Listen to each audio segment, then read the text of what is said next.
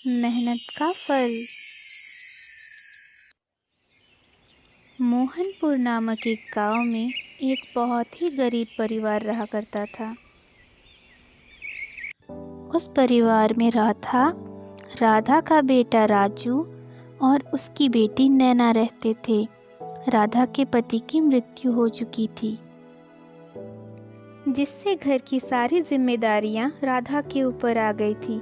वह अकेले अपने बच्चों की देखभाल कर रही थी। राधा अपने बच्चों का पेट भरने के लिए दूसरों के घर में काम किया करती, खाना बनाया करती, दूसरों के घर की साफ सफाई किया करती और सिलाई का काम भी किया करती। इसके साथ साथ वह दूसरों के खेतों में भी मजदूरी का काम किया करती थी। राधा दिन रात मेहनत किया करती थी और अपने बच्चों को यही शिक्षा देती थी कि गरीबी से बाहर निकलने का एकमात्र रास्ता शिक्षा ही है। उसकी कमाई का सारा पैसा बच्चों के स्कूल की फीस, कॉपी किताबों और भोजन में खर्च हो जाता था।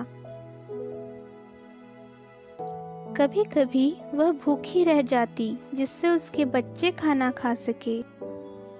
गांव वाले उसे अक्सर बहुत मेहनत करते देखा करते थे, परंतु उसका दुख कोई नहीं समझता था। एक दिन राजू अपनी माँ के पास आया और अपनी माँ से बोला, माँ, अब से मैं स्कूल नहीं जाऊँगा। मैं आपकी मदद करना चाहता हूँ। आप कितना मेहनत करती हैं, दिन रात काम करती हैं। अब से मुझे पढ़ाई नहीं करनी, मैं आपकी मदद करूँगा। राधा ने उसे साफ मना कर दिया और कहा, तुम मेरी उम्मीद हो, मेरा भविष्य हो।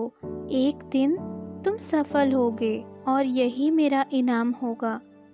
राजू अपनी माँ की बात मान लेता है और कहता है, ठीक है माँ, आप जैसा बोलेंगी मैं वैसा ही करूँगा। मैं बहुत मेहनत करूँगा और पढ़ाई करूँगा और एक दिन सब कुछ ठीक कर दूँगा। उसके बाद राजू अपनी माँ की बात मानकर पूरी मेहनत से पढ़ाई करने लगता है। देखते ही देखते साल बीतने लगते हैं। अब राजू बड़ा हो चुका था। उसने बहुत मेहनत से पढ़ाई की थी, जिससे उसे स्कॉलरशिप भी मिली थी और उसका एडमिशन एक बहुत बड़े कॉलेज में हो गया था। कुछ साल बाद राधा और मीरा बात कर रहे होते हैं। राधा मीरा से बोलती है, तेरे भैया ने फ़ोन नहीं किया, 2-3 दिन हो गए, मुझे बहुत चिंता हो रही है।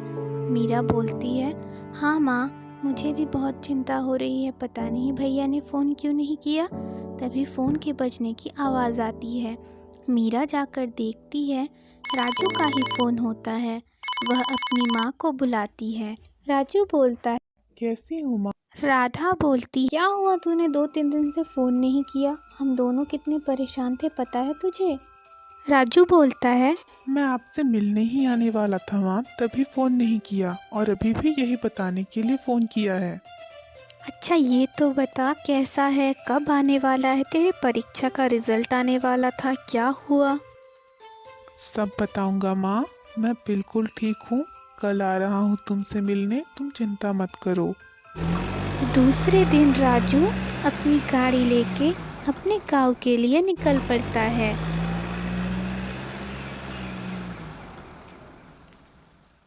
मीरा और राधा देखते हैं उनके घर के सामने एक बड़ी सी कार खड़ी होती है। उस कार से राजू बाहर आता है और चलकर घर की ओर बढ़ने लगता है। राधा और मीरा राजू को देखकर बहुत खुश होते हैं। माँ, मेरी नौकरी लग गई है, मैंने एक नया घर लिया है, अब हम खुशी खुशी उस घर में रहेंगे। हम कब जाएंगे, बताओ ना। घर कैसा है, कहाँ है, तू खुद चल के देख ले। मैं तो तुम दोनों को लेने ही आया हूँ। तीनों एक साथ कार में बैठकर अपने नए घर के लिए निकल जाते हैं। देखते ही देखते नया घर आ जाता है। तीनों अपने नए घर में जाके सबसे पहले भगवान को इस नए घर के लिए बहुत बहुत धन्यवाद करते हैं।